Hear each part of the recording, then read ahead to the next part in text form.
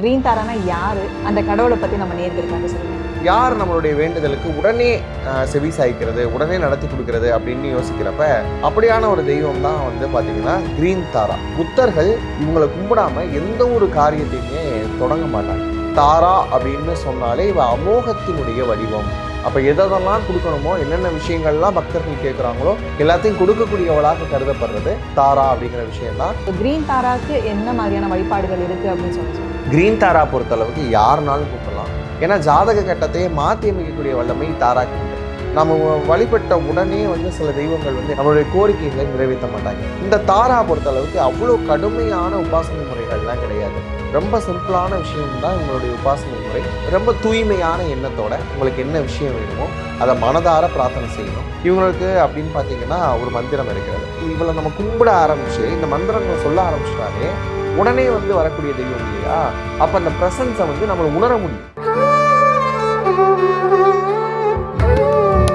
Astro Tamil அன்பு நேயர்களுக்கு வணக்கம். நம்ம சேனலில் தொடர்ந்து ஜோதிடம், ஆன்மீகம் அப்படின்னு பல இன்ட்ரெஸ்டிங்கான விஷயங்கள் வந்து பார்த்துட்ருக்கோம். ஸோ அந்த வகையில் இன்றைக்கி ஜோதிட ரீதியான விஷயங்கள் பேசுகிறதுக்காக நம்ம கூட இண்டோ மாடர்ன் அஸ்ட்ராலஜர் திரு பாலு ஆனந்த் அவர்கள் இணைந்திருக்கிறாங்க. வணக்கம் சார். வணக்கம்க்கா. எப்படி இருக்கீங்க சார்? நல்லா இருக்கேன். நீங்கள் எப்படி இருக்கீங்க? நல்லா இருக்கேங்க சார். ஸோ தொடர்ந்து நம்ம சேனலில் வந்து இண்டோ மாடர்ன் ஆஸ்ட்ராலஜி பற்றி நிறைய விஷயங்கள் வந்து பேசிகிட்டு இருக்கோம். என்னதான் நம்ம ஆஸ்ட்ராலஜி எல்லாம் பேசினாலுமே கூட மக்கள் மத்தியில் ஒரு கேள்வி இருக்கும். நம்ம கலாச்சாரத்தில் வந்து நிறைய கடவுள்கள் இருக்காங்க. இஷ்ட தெய்வங்களுமே நிறைய பேர் வந்து வழிபாடு பண்ணுவாங்க. நம்ம பண்ணுற கோரிக்கை, நம்ம பண்ணுற வேண்டுதல் வந்து நிறைவேறணும் அப்படின்னு சொல்லி தான் எல்லார் மனதிலையும் ஒரு விஷயம் இருக்கும். நம்ம கேட்ட வரங்கள்லாம் கொடுக்கக்கூடிய தெய்வம் ஏதாவது இருக்கா அப்படின்னு சொல்லி நிறைய பேரோட மனசுக்குள்ளே ஒரு விஷயம் இருக்கும். ஸோ இன்றைக்கி நம்ம அதை பற்றி பேசிகிட்டு இருக்கும் போது நீங்கள் ஒரு விஷயம் சொன்னீங்க, கிரீன் தாரா அப்படின்னு சொல்லி. இந்த தெய்வம் வந்து நீங்கள் என்ன வரம் கேட்டாலுமே வந்து கொடுக்கும் அப்படின்னு சொல்லி சொன்னீங்க. ஸோ நம்ம நேயர்களுக்கு வந்து அதை தெரியப்படுத்தணும் அப்படின்னு சொல்லி விரும்புகிறோம். என்னென்னா இப்போது ஒரு விஷயம் வந்து நடக்கணும் அப்படின்னா அது வேண்டுதல் மூலியமாக நடக்குது. அப்படிங்கப்போ அது ட்ரை பண்ணி பார்க்குறது அப்படிங்கிற ஒரு விஷயம் ஒன்று இருக்கு இல்லையா? கண்டிப்பாக. அது வந்து யாரெல்லாம் பண்ணலாம் அப்படிங்கிற ஒரு விஷயம் இருக்குது. எல்லா தெய்வமும் எல்லாருக்குமே வந்து செட் ஆகுமா அப்படின்னு ஒரு விஷயம் இருக்கு இல்லையா? ஸோ இன்றைக்கி அதை பற்றி டீட்டெயில்டாக வந்து பேசலாம் சார். அப்படி இருக்கும்பொழுது இந்த கிரீன் தாரா அப்படிங்கிற ஒரு விஷயம் இருக்கு இல்லையா? ஸோ கிரீன் தாரானா யார்? அந்த கடவுளை பற்றி நம்ம நேயர்களுக்காக சொல்லுங்கள். ஆஸ்ட்ரோ தமிழ் நேயர்கள் அனைவருக்கும் வணக்கம். இன்றைக்கி நம்ம பார்க்கக்கூடிய விஷயம் அக்கா சொன்ன மாதிரி தான். எல்லாருக்குமே உலகில் நிறைய தேவைகள் இருக்கும். அந்த தேவைகள் எல்லாம் சீக்கிரமாக நிறைவேறணும், நல்லா இருக்குமே. ஏன்னா இது வந்து இன்ஸ்டன்ட் வேர்ல்டு இல்லையா? இப்போ சீக்கிரமாக நிறைவேறினா எல்லாமே சூப்பராக இருக்கும் அப்படின்னு நம்ம யோசிக்கிறது உண்டு. அப்படிப்பட்ட நேரத்தில் யார் நம்மளுடைய வேண்டுதலுக்கு உடனே செவி சாய்க்கிறது, உடனே நடத்தி கொடுக்கறது அப்படின்னு யோசிக்கிறப்ப அப்படியான ஒரு தெய்வம் தான் வந்து பார்த்திங்கன்னா கிரீன் தாரா. இவங்க வந்து யார் அப்படின்னு பார்க்குறப்ப பௌத்த மதம் இருக்கு இல்லையா? அந்த பௌத்தத்தில் ரொம்ப முக்கியமாக இருக்கக்கூடிய ஒரு பெண் தெய்வம் அப்படின்னு நம்ம சொல்லலாம். புத்தர்கள் இவங்களை கும்பிடாமல் எந்த ஒரு காரியத்தையுமே தொடங்க மாட்டாங்க. அந்த அளவுக்கு ரொம்ப சக்தி வாய்ந்து இருக்கக்கூடிய ஒரு தெய்வம் வந்து பார்த்திங்கன்னா கிரீன் தாரா அப்படின்னு சொல்கிறவங்க தான். இந்த கிரீன் தாராவை ஒவ்வொரு வழிபாட்டிற்கும் முன்னரும் பௌத்தர்கள் வழிபட்ட பிறகு தான் வந்து புத்திசத்தில் எந்த சடங்குனாலும் தொடங்குறாங்க. ஈவன் புத்தாவை கும்பிட்றது கூட இவங்களை கும்பிட்டதுக்கு அப்புறம் தான் வந்து தொடங்குறாங்க அப்படின்னு பார்க்குறப்ப அவ்வளோ பவர்ஃபுல்லான ஒரு காடஸஸ் தான் வந்து கிரீன் தாரா. ஸோ கிரீன் தாரா அப்படின்னு பார்க்கும்பொழுது இது நம்ம நாட்டு சேர்ந்தது மாதிரி இல்லை அப்படின்னு நான் நினச்சேன். இந்த மாதிரி பௌத்தம் மதம் அப்படின்னு சொல்லி சொன்னீங்க. ஸோ கிரீன் தாரா அப்படிங்கிற ஒரு நேமுக்கான மீனிங் என்ன சார்? ஏன்னா இப்போது நம்ம கடவுள் அப்படின்னு பார்க்கும்பொழுது என்ன மாதிரியான மீனிங் இருக்கும் அப்படின்னு சொல்லி ஒரு சிலர்லாம் கேட்பாங்க. ஸோ இப்படி கிரீன் தாரா அப்படின்னு பேர் வச்சுருக்காங்க, இது என்ன கடவுள் அப்படின்னு சொல்லி எல்லாருக்குமே ஒரு சந்தேகம் இருக்கும். ஸோ இதனோட வழிபாடு முறை இது பற்றி கொஞ்சம் சொல்லுங்கள் சார். கிரீன் தாரா அப்படின்னு நம்ம எடுத்தோம்னா இவங்களை வந்து பச்சை தாரா அப்படின்னு தமிழில் சொல்லலாம். தாரா அப்படிங்கிற சொல்லுக்கு ரெண்டு விதமான பொருள் இருக்குது. ஒன்று வந்து பார்த்திங்க அப்படின்னா வந்து துன்பத்திலிருந்து கரை சேர்ப்பவள்னு அர்த்தம். இப்போ வாழ்க்கை அப்படிங்கிறதே பெரும் துன்பம் தான் இல்லையா? சொல்கிற மாதிரி பிறவி பெருங்கடல் நீந்துவர் நீந்தார் இறைவனடி சேராதார் அப்படின்னு சொல்கிறாங்க. அப்போ பிறவிங்கிறதே பெருங்கடல் தான். இந்த பிறவிங்கிற பெருங்கடலில் துன்பங்கிற அலைகள் நிறைய வீசிக்கிட்டே இருந்தால் மனுஷன் எப்போ நிம்மதியாக இருக்கிறது? அப்போ இந்த துன்பத்திலிருந்து கரை சேர்க்கக்கூடிய ஒரு தெய்வம் தான் தாரா. அதனால தான் அவளுக்கு வந்து தாரா அப்படின்னு பேர் இருக்கு. தாரா அப்படின்னு சொன்னாலே நட்சத்திரம் அப்படிங்கிற இன்னொரு பொருளும் இருக்குது. அப்படி பார்க்குறப்ப நம்ம இந்திய தத்துவ மரபுக்கும் தாராவுக்கும் என்ன சம்மந்தம் அப்படின்னு பார்த்தோம்னா ரெண்டு விஷயமா சொல்லலாம். மொதல் விஷயம், பௌத்தம் அப்படிங்கிறது இந்திய மண்ணிலிருந்து உருவான ஒரு சமயம். நம்ம நாட்டிலேருந்து உருவான ஒரு சமயம். இன்றைக்கி வந்து பார்த்திங்க அப்படின்னா ஆசிய நாடுகளில் குறிப்பாக திபேத்து, அதுக்கப்புறம் வந்து பார்த்திங்கன்னா சைனா, இந்த மாதிரியான கண்ட்ரீஸில் வந்து புத்திசம் வந்து ரொம்ப அழகாக பாப்புலர் ஆயிடுச்சு. ஆனால் இங்கே வந்து கம்பேரிங் டு ஹிந்துசம் பார்க்குறப்ப புத்திசத்தினுடைய லெவல் வந்து குறைஞ்சிருக்கு அப்படின்னே சொல்லலாம். இப்போ நம்மளுடைய இந்து சமயத்திலையும் தாரா அப்படிங்கிற சொல் எங்கே வருது அப்படின்னு பார்த்தோம்னா, நம்ம ஏற்கனவே ஸ்ரீசக்கர வழிபாடுகள் பற்றிலாம் நிறைய பேசியிருக்கோம். அப்படி பேசுகிறப்ப ஸ்ரீசக்கரத்தில் தசமகா வித்யை அப்படின்னு சொல்லக்கூடிய 10 தேவதைகள் வருவாங்க. அதில் முக்கியமானவள் பார்த்தீங்கன்னா தாரா. நம்ம காளிக்கு அடுத்து சொல்கிறதே காளி தாரா அப்படின்னு சொல்கிறப்ப 2வது நிலையிலே பார்க்கறது தாராவை தான் நம்ம பார்க்குறோம். அப்போ வரங்களை எல்லாம் தரக்கூடியவள் அப்படிங்கிற வடிவம் தான் தாராவினுடைய வடிவமாக இருக்குது. தாரா அப்படின்னு சொன்னாலே இவ அமோகத்தினுடைய வடிவம். அப்போ எதெல்லாம் கொடுக்கணுமோ, என்னென்ன விஷயங்கள்லாம் பக்தர்கள் கேட்குறாங்களோ எல்லாத்தையும் கொடுக்கக்கூடியவளாக கருதப்படுறது தாரா அப்படிங்கிற விஷயந்தான். கிரீன் தாரா அப்படிங்கிறது அவங்களுடைய நிறத்தை குறிக்கிறதுக்காக நாம் கொடுக்கக்கூடிய அடையாளமே தவிர, தமிழில் சொல்லணும்னா பச்சை தாரான்னு சொல்லிக்கலாம். தாரா என்பது பொதுவான ஒரு பெயராக கருதப்படுது. ஓகே. ஸோ இது வந்து இப்போ நீங்கள் சொன்ன மாதிரி வெளிநாடுகளில் வழிபாடு இருந்தாலுமே நம்ம இந்தியாவில் இந்து மதத்தில் வந்து நிறைய கடவுள்கள் இருக்காங்க. ஸோ கிரீன் தாராக்கு என்ன மாதிரியான வழிபாடுகள் இருக்குது அப்படின்னு சொல்லுங்கள். கிரீன் தாரா பொறுத்தளவுக்கு இவங்களை வந்து நம்ம ரொம்ப சிம்பிளாக கும்பிடலாம். அப்போ மற்ற தெய்வங்களுக்கு ஒரு உருவம் வைக்கிறனாலும் ஒரு சிலை வைக்கணும் அப்படின்னாலும் நம்ம வந்து அபிஷேகம் பண்ணணும், ஆராதனைகள் பண்ணணும். அது உள்ளங்கை அளவுக்கே ஆன சிலைகளாக இருந்தாலும் கூட, ஒரு அடிக்கு கீழே கம்மியாக இருந்தாலும் கூட அந்த சிலைகளுக்கு நம்ம என்ன பண்ணுவோம், அபிஷேகம் பண்ணுறது, ஆராதனை பண்ணுறது, இந்த மாதிரி விஷயங்கள் எல்லாம் பண்ணுவோம். கிரீன் தாரா பொறுத்த அளவுக்கு நம்ம நினைக்கக்கூடிய திங்கிங் மட்டும்தான். அவங்கக்கிட்ட டோட்டல் சரண்டர் ஆகிட்டோம் அப்படின்னா மற்றதெல்லாம் அவங்களே பார்த்துப்பாங்க. இன்னும் ஈஸியாக வந்து நம்ம வழிபட்ட உடனே வந்து சில தெய்வங்கள் வந்து என்ன பண்ண மாட்டாங்க அப்படின்னா நம்மளுடைய கோரிக்கைகளை நிறைவேற்ற மாட்டாங்க. அதில் வந்து நிறைய டெஸ்ட் வச்சு அதில் நம்ம பாஸ் ஆகுறோமா அப்படிங்கிறதெல்லாம் பார்ப்பாங்க. இப்போ நீங்கள் உபாசனைன்னு எடுத்துக்கிட்டிங்க அப்படின்னா, காளியை உபாசனை பண்ணுறவங்களுக்கு தெரியும், கரெக்டாக வந்து காளி சித்தி ஆகிறதுக்கு, காளியினுடைய உபாசனை சித்தி ஆகிறதுக்கு எப்படியும் வந்து 90 நாள்லேருந்து 180 நாட்களாவது தொடர்ந்து பண்ணணும். அதுக்குன்னு பூஜை முறைகள் இருக்குது, படைகள் இருக்குது, இந்த மாதிரியான விஷயங்கள் பண்ணணும். அதே மாதிரி எந்த தெய்வமாக இருந்தாலும் சரி, அது உக்கிர தெய்வமாக இருந்தாலும் சரி, ஆண் தெய்வத்தில் பைரவராக இருந்தாலும் சரி, யாரை உபாசனை பண்ணாலுமே வந்து அதுக்குன்னு ஒரு குறிப்பிட்ட நாட்கள் வரையறை அப்படிங்கிற விஷயம்லாம் இருக்கும். இந்த தாரா பொறுத்தளவுக்கு அவ்வளோ கடுமையான உபாசனை முறைகள்லாம் கிடையாது. ரொம்ப சிம்பிளான விஷயம்தான் இவங்களுடைய உபாசனை முறை. ஆனால் மிகவும் சக்தி வாய்ந்த உபாசனை முறை அப்படின்னே சொல்லலாம். ஏன்னா கேட்டதை உடனே கொடுக்கறது அப்படிங்கிறது தாராவால் முடியும். ஏன்னா இவங்களுடைய வடிவம், அவங்க அமைப்பு எல்லாமே அப்படியான ஒரு அமைப்பில் இருக்குது அப்படிங்கிறதுனால கேட்டதை உடனே கொடுத்துருவாங்க. இன்னொன்று வந்து பார்த்திங்கன்னா இவங்களுடைய கருணையினுடைய வடிவம் அப்படின்னு சொல்கிறாங்க. இவங்களுடைய வடிவமே வந்து பார்த்திங்கன்னா காட் ஆஃப் கம்பேஷன் அப்படின்னு சொல்கிறதுனால, கருணையினுடைய உச்சத்தில் இருக்கக்கூடியவள் அப்படிங்கிறதுனால தன்னுடைய பிள்ளைகளுக்கு இருக்கக்கூடிய கவலைகளை போக்குறதுல ரொம்ப முக்கியமான தெய்வமாக பார்க்கப்படுறது தாராவினுடைய வழிபாடு. ஸோ இந்த கிரீன் தாராவோட தோற்றம், அப்புறம் இந்த கிரீன் தாராவோட ஹிஸ்ட்ரி ஏதாவது இருந்தால் நம்ம நேரில் சொல்லுங்கள். கிரீன் தாரா நான் ஏற்கனவே சொன்ன மாதிரி புத்திசத்தினுடைய சாயலில் இருக்கிறதுனால புத்தருடைய ரொம்ப தெய்வீகமான இன்னொரு வடிவம் தான் அவலோகிதர் வடிவம் அப்படின்னு சொல்லுவாங்க. அந்த ஃபார்மில் இருந்து அவர் வந்து உலக உயிர்கள் மீது கருணையின் காரணமாக அவருக்கு ஆனந்த கண்ணீர் வருது. அந்த ஆனந்த கண்ணீர் துளியிலிருந்து உருவானது தான் தாராக்களுடைய பிறப்பு அப்படின்னு சொல்லுவாங்க. அப்படி வந்தவள் தான் கிரீன் தாராவும். மொத்தம் 22 தாராக்கள் இருக்கிறாங்க. அதில் ரொம்ப முதன்மையானவள்னு பார்த்தீங்கன்னா இந்த கிரீன் தாரா தான். ஏன்னா கேட்ட எல்லாத்தையும் கொடுக்கக்கூடிய வடிவம் அப்படின்னு பார்க்குறோம். இவருடைய அழகான ரூபம் பாருங்கள், தாமரை பூ மேலே அமர்ந்த மாதிரி இருக்கும். ஒரு காலை வந்து மடிச்சும் இன்னொரு காலை வந்து நிலத்தில் ஊன்றியும் இருப்பாள். அதனுடைய வடிவத்தினுடைய தத்துவமே வந்து பார்த்திங்கன்னா உலகியல். இப்போ நமக்கு வந்து இறை வழிபாடுன்னு சொன்னாலே வந்து அடுத்த ஜென்மம் இருக்கக்கூடாது, எனக்கு முக்தி கிடச்சிடணும், நான் வந்து ஒரு சேச்சுரேட்டட் ஆகிடணும் அப்படின்னு கும்பிட்றோம். ஆனால் இவ எப்படின்னா இந்த உலகத்துக்கு என்னென்ன தேவை, நம்ம இந்த மெட்டீரியலிஸ்டிக்கான வேர்ல்டில் வாழ்றதுக்கு என்னென்ன தேவையோ எல்லாத்தையுமே கொடுப்பா. அதனால தான் இவளுடைய வலது கால் வந்து பார்த்திங்கன்னா பூமியில் படிகிற மாதிரியான விஷயமா இருக்கும். இடது காலம் அடித்து வைத்திருப்பாள். அது மட்டும் இல்லாமல் கையில் வந்து நீலோத்பவ மலர் வைத்திருப்பாள். நீல நிறத்தில் இருக்கக்கூடிய பூ. அதை ஒரு சிலர் வந்து தாமரை அப்படின்னு சொல்லுவாங்க. இந்த தாமரை 3 வடிவத்தில் இருக்கும். ஒன்று மொட்டு வடிவத்தில் இருக்கும், அதுக்கப்புறம் வந்து கொஞ்சம் மலர்ந்ததாக இருக்கும், இன்னொன்று வந்து பார்த்திங்கன்னா முழுவதுமாக மலர்ந்ததாக இருக்கும். இது வாழ்க்கையினுடைய அடுத்தடுத்த நிலையை குறிக்குது. மனிதன் எப்படி வந்து பிறப்பு, இளமை, அதுக்கப்புறம் முதுமை அப்படிங்கிறத சந்திக்கிறானோ அது மாதிரியான விஷயத்தை தான் இவன் வச்சிருக்கிறா. அப்போ என்ன காரணம் அப்படின்னு பார்த்தீங்கன்னா, உன்னை பிறப்பிலிருந்து இறப்பு வரைக்கும் அதையும் தாண்டியும் உன்னை கரை சேர்க்கக்கூடிய ஒரு தெய்வமாக நான் இருக்கிறேன் அப்படிங்கிறத தாரா ரொம்ப அழகாக சொல்கிறான். அது மட்டும் இல்லாமல் அவளுடைய கருணை அப்படின்னு பார்த்தீங்கன்னா ரொம்ப அழகான கருணை. அந்த முகமே வந்து ரொம்ப கருணையாக சாந்தமாக இருக்கக்கூடிய முகம். அது மட்டும் இல்லாமல் எல்லா ஆபரணங்களும் அணிஞ்சிருப்பாள். ஆபரணங்கள் நிறைய ஆபரணங்கள், கிரீடங்கள் எல்லாமே அணிஞ்சிருப்பாள். அந்த பச்சை நிறம் அப்படிங்கிறது ப்ராஸ்பரிட்டி அப்படிங்கிற ஒரு விஷயத்தையும், வெல்த் அப்படிங்கிற ஆஸ்பெக்டையும் குறிக்குது. வளமை அப்படிங்கிற விஷயத்தை குறிக்கக்கூடிய நிறத்தையும் கொண்டிருக்கிறவளாகத்தான் பச்சை தாராவை நம்ம பார்க்குறோம். அது மட்டும் இல்லாமல் அவள் வைத்திருக்கக்கூடிய முத்திரை பார்த்தீங்க அப்படின்னா கிட்டத்தட்ட இந்த முத்திரை தான் வச்சுருப்பாள். கையில் இப்படி ஒரு முத்திரையும் இப்படி ஒரு முத்திரையும் சேர்ந்துருக்கும். 2 கரங்கள்லேயுமே இந்த முத்திரை இருக்கும். இது என்ன அப்படின்னு பார்க்குறப்ப வரத முத்திரைன்னு சொல்லுவோம். எதை கேட்டாலும் உடனே கொடுக்கறது, அதுக்கான முத்திரை தான் இந்த முத்திரை. அப்படி பார்க்குறப்ப எதை கேட்டாலும் நான் இருக்கிறேன் அப்படிங்கிறத உங்கள் கூடயே இருந்து ஒரு பிரச்சனையை நிவர்த்தி செய்யக்கூடிய ஒரு தெய்வமாக தான் நம்ம கிரீன் தாராவை வந்து பார்க்குறோம். ஓகே, ரொம்ப சிறப்பு சார். இப்போ வழிபாடு அப்படின்னு பண்ணும்பொழுது நீங்கள் சொன்னீங்க கிரீன் தாராக்கு வந்து அபிஷேகம் இதெல்லாம் தேவைப்படாது அப்படின்னு சொல்லி. ஸோ வழிபாடு முறை கொஞ்சம் தெளிவாக சொன்னீங்க அப்படின்னா நம்ம நேயர்களுக்கு வந்து ரொம்ப யூஸ்ஃபுல்லாக இருக்கும். என்ன மாதிரியான வழிபாடு பண்ணலாம்? கிரீன் தாரா பொறுத்தளவுக்கு ரொம்ப சிம்பிளான விஷயங்கள் தான். நீங்கள் அபிஷேகம் பண்ணணும், ஆராதனை பண்ணணும், இந்த எதுவுமே தேவையில்லை.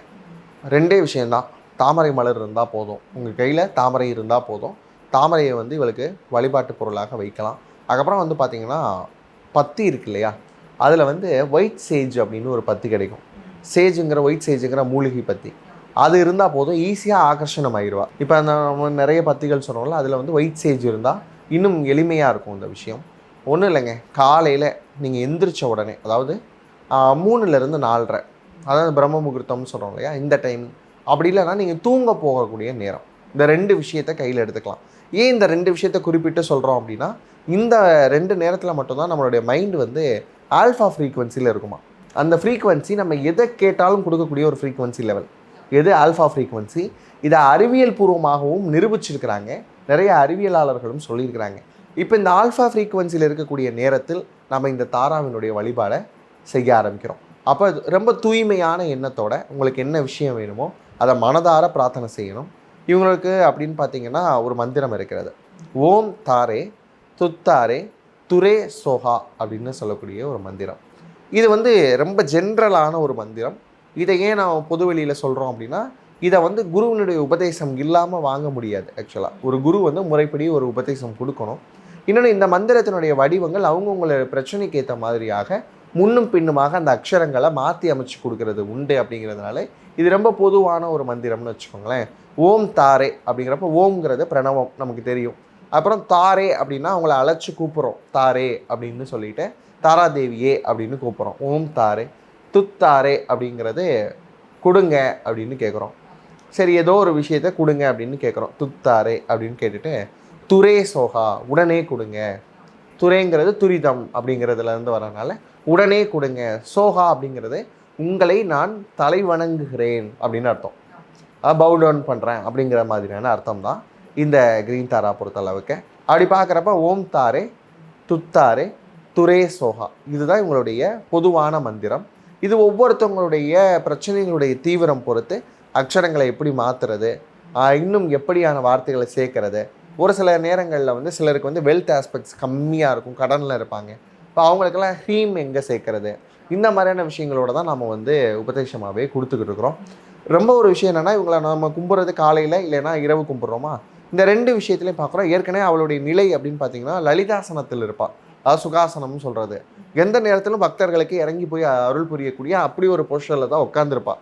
அப்படி இருக்கிறப்ப இரவு நேரத்தில் தான் பண்ணால் இன்னும் சிறப்பாக இருக்கும். அப்படி பண்ணக்கூடிய நேரத்தில் ஏதேனும் ஒரு சத்தமோ ஒரு நறுமணமோ வந்தால் யாரும் பயப்படக்கூடாது. ஓகே, ஏன்னா இவ உடனே இறங்கி வரக்கூடிய தெய்வம்னு சொல்லியாச்சு. என்னோடய கிளைண்ட்ஸ்லாம் 2-3 பேத்துக்கு நான் எடுத்து கொடுக்குறப்ப இதை சொல்லாமல் கொடுத்துட்டேன். லைக் வந்து ப்ராக்டிஸ் பண்ணுங்கள், இந்த பந்திரத்தை வந்து ப்ராக்டிஸ் பண்ணுங்கன்ட்டு. சார் அடுத்த நாள் கால் வரும் நமக்கு. கால் எப்படி வரும் அப்படின்னா, சார் ஸ்மெல் வந்து தாமரைப்பூ வாசனை வருது நமக்கு. இவங்க அன்னைக்கு கூட வச்சிருக்க கூட மாட்டாங்க. நம்ம ஒரு நாள் மட்டும் வச்சா கூட போதும், அது இந்த பௌர்ணமி நாளில் மட்டும் வச்சா போதும்னு கூட நான் சொல்லியிருந்திருப்பேன். வைக்கலைனாலும் தாமரைப்பூ ஸ்மெல் வருது சார், யாரோ ஒருத்தவங்க நம்ம பக்கத்தில் இருக்கிற மாதிரியே இருக்குது, இப்படிலாம் சொல்லுவாங்க. ஏன்னா இவளை நம்ம கும்பிட ஆரம்பித்து இந்த மந்திரங்களை சொல்ல ஆரம்பிச்சிட்டாலே உடனே வந்து வரக்கூடிய தெய்வம் இல்லையா. அப்போ அந்த ப்ரெசன்ஸை வந்து நம்மளை உணர முடியும். நம்ம வாழ்க்கையில் அவங்க ப்ரெசன்ஸை வந்து உணரக்கூடிய நிலையில் இருப்பாங்க. அப்படி பார்க்குறப்ப இந்த மந்திரங்கள் நம்ம சொல்கிறத கிட்டத்தட்ட 11 முறை, ஒரு நாளைக்கு 11 முறை சொன்னாலே போதுமானது. இன்னும் எனக்கு சித்தியாகணும், உடனே சித்தியாகணும்னா 108 முறைகள் சொல்லலாம். அப்படியே அதே இது வந்து பௌர்ணமி நாட்களில் இவங்களுக்கு வந்து அந்த மலரும் இன்சென்ஸ் ஸ்டிக்கில் வந்து ஒயிட் சேஜும் வச்சு வழிபட்டிங்க அப்படின்னா இன்னும் சூப்பராக இருக்கும் அப்படிங்கிற விஷயத்த பார்க்குறோம். அப்படி வைக்கிறப்பே வந்து அவங்க நான் கூட இருக்கிறேன், நீ எதுக்கும் பயப்படாத அப்படிங்கிற மாதிரி நம்மளை கம்ஃபர்ட் பண்ணி ஆறுதல் கொடுத்து அதுக்கப்புறம் அக்கறையோடு நிறைய அருள் கொடுக்கக்கூடிய தெய்வமாகவும் நம்ம வந்து தாராவை வந்து பார்க்குறோம். இதுதான் வழிபாட்டு முறையினுடைய இது. உங்களுக்கு வந்து இது வைக்கணும், இந்த படையில் வைக்கணும், அந்த இது வைக்கணும், அது எதுவுமே கிடையாது. நீங்கள் சாக்லேட் வைக்கணுனாலும் வைக்கலாம், நட்ஸ் இருக்கனாலும் வைக்கலாம், டேட்ஸ் இருக்கனாலும் வைக்கலாம். இல்லை எதுவுமே இல்லை, நம்ம ஒரு ஊருக்கு போகிறோம் அப்படின்னாலும், நான் இந்த மாதிரி ஊருக்கு போகிறேன் அப்படின்னு உங்களுக்கு தேவை அந்த அன்பு செலுத்துதல் அப்படிங்கிற விஷயந்தான். தாரா வந்து கம்பேஷனுடைய காடஸஸ் அப்படிங்கிறதுனால உடனே கருணை கொடுக்குறவ. பல கோடி கடன் இருக்குது அப்படின்னாலும் தாராவை வழிபட ஆரம்பிச்சாங்கன்னா உடனே தீர்வாகும். அதுக்கப்புறம் வந்து பார்த்திங்கன்னா, எனக்கு நோய் இருக்குமா, அதை சரி பண்ணி கொடுங்க அப்படின்னு கேட்டால் உடனே சரியாகிறதுக்கான வாய்ப்பு. குழந்தை வரம் இல்லை வந்து எனக்கு இன்னும் திருமணம் ஆகலை, எது கேட்டாலும் தாரா வந்து உடனே கொடுக்கக்கூடியவன். அதனால் அந்த விஷயத்தை வந்து நம்பிக்கையோடு நம்ம செய்ய ஆரம்பித்தோம்னா வெறும் 48 நாள் தாங்க, 48 டேஸில் வந்து நமக்கு கண்டிப்பாக ரிசல்ட் இருக்கும். அந்த மாதிரியான ஒரு வடிவம் தான் தாராவினுடைய வடிவம். ஓகே. ஸோ நம்ம போன வீடியோலலாம் திதி தெய்வங்கள் பற்றி பேசியிருந்தோம். அதில் வந்து குறிப்பிட்ட ஒரு ஜாதகத்தில் வந்து அவங்களுக்கு அமைப்பு இருந்தால் மட்டும்தான் அந்த தெய்வம் வந்து அவங்களுக்கு போய் சேரும் அப்படின்னு சொல்லியிருந்தீங்க.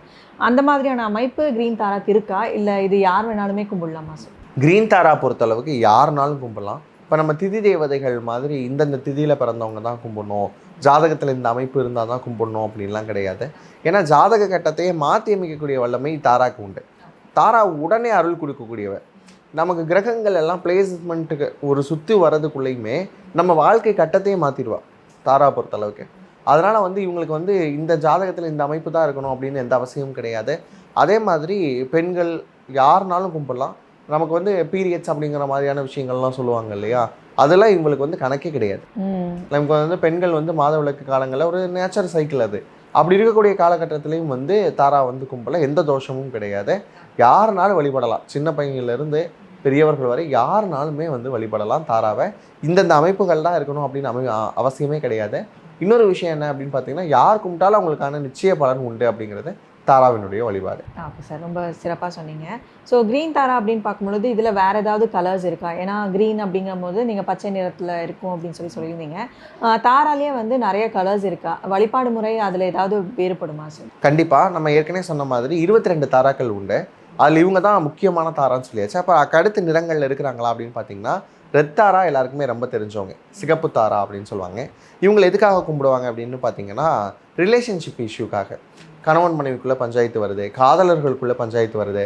ரெட் தாராவினுடைய சிறப்பு என்ன அப்படின்னு பார்த்தோம்னா, காதலர் பிரிஞ்சு போயிட்டாருங்க, ஆனால் எனக்கு ஸ்டில் அவங்க மேலே எனக்கு இன்னும் அந்த அஃபெக்ஷன் இருக்குது, அவங்க மேலே இன்னும் அந்த பிரியம் இருக்குது, என்னைக்காவது ஒரு நாள் என்னை தேடி வந்துட மாட்டாங்களான்னு ஒரு ஏக்கம் இருக்குது அப்படின்னு நினைக்கிறவங்கெல்லாம் கண்டிப்பாக க்ரீன் தாராவுக்கு அடுத்து இருக்கக்கூடிய ரெட் தாராவை கும்பிட்டாங்க அப்படின்னா அவங்க வந்து வாழ்க்கையில் சேர்ந்துருவாங்க, நிச்சயமாக சேர்ந்துருவாங்க.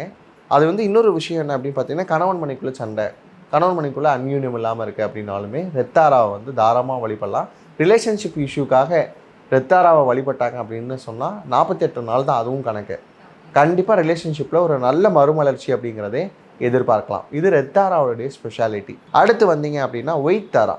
இவங்களை வந்து நம்ம என்ன சொல்லுவோம் அப்படின்னு பார்த்தீங்கன்னா, இவங்களுக்கு வந்து கிட்டத்தட்ட வந்து 8 கண்கள். நமக்கு வந்து திரிநேத்திரம் அப்படின்னு சொல்லக்கூடியது 2, நெத்தியில் இருக்கக்கூடிய ஒரு கண் 3, அது போக 2 கைகளில் இருக்கும் 5, அதுக்கப்புறம் 2 கால்களில் இருக்கிறது 7, அதுக்கப்புறம் வந்து நம்ம சொல்லக்கூடிய உச்சியில் இருக்கக்கூடிய ஒரு கண். பார்த்தீங்கன்னா 8 கண்களோடு இருக்கிறவங்க தான் வந்து இந்த ஒயிட் தாரா அப்படின்னு சொல்கிறவங்க. இவங்க வந்து பார்த்திங்க அப்படின்னா அமைதி, அதுக்கப்புறம் வந்து ப்ராஸ்பரிட்டி, நிம்மதி. வாழ்க்கையில் காசு பணம்லாம் இருக்குது சார், நிம்மதி இல்லை அப்படின்னு சொல்கிறவங்க ஒயிட் தாராவை வந்து கும்பிட்டாங்க அப்படின்னா நிம்மதி கிடைக்கும். அதே மாதிரி நீண்ட நாட்களாக நோயில் இருக்கிறோம் சார், ஒரு க்ரானிக் டிசீஸில் வந்து இருக்கிறோம், அது சரியாகுமா இல்லையா அப்படின்றவங்களெல்லாம் ஒயிட் தாரா கும்பிட்டாங்கன்னா எக்ஸலண்ட்டாக இருக்கும். அதுக்கப்புறம் வந்து பார்த்திங்கன்னா எல்லோ தாரா இருக்கிறாங்க. இவங்கள தான் வந்து வசுதாரா அப்படின்னு சொல்லுவாங்க. காடஸஸ் ஆஃப் வெல்த் மட்டும், செல்வ வளம் பெருகணும், நிறைய இடம் வாங்கணும், வீடு வாங்கணும், கோல்டு வாங்கணும், இந்த மாதிரியான விஷயங்களுக்கு மட்டும் வசுதாரா அப்படின்னு சொல்லக்கூடிய எல்லோ தாரா வந்து நம்ம கும்பிடலாம். இதுக்கு அடுத்து ஒருத்தவங்க இருக்கிறாங்க, நமக்கு வந்து நீலத்தாரா. இவங்க வந்து ரொம்ப பவர்ஃபுல்.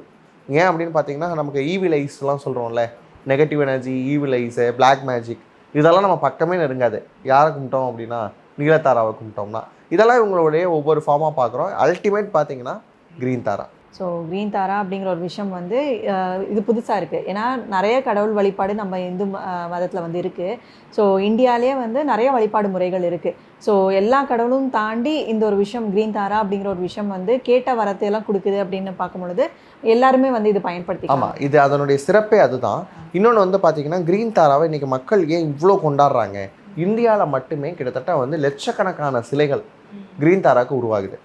அப்போ பாருங்கள் எவ்வளோ மக்களுக்கு இதுக்குள்ளே நம்பிக்கை வந்திருக்கும் அப்படிங்கிற விஷயம் பாருங்கள்.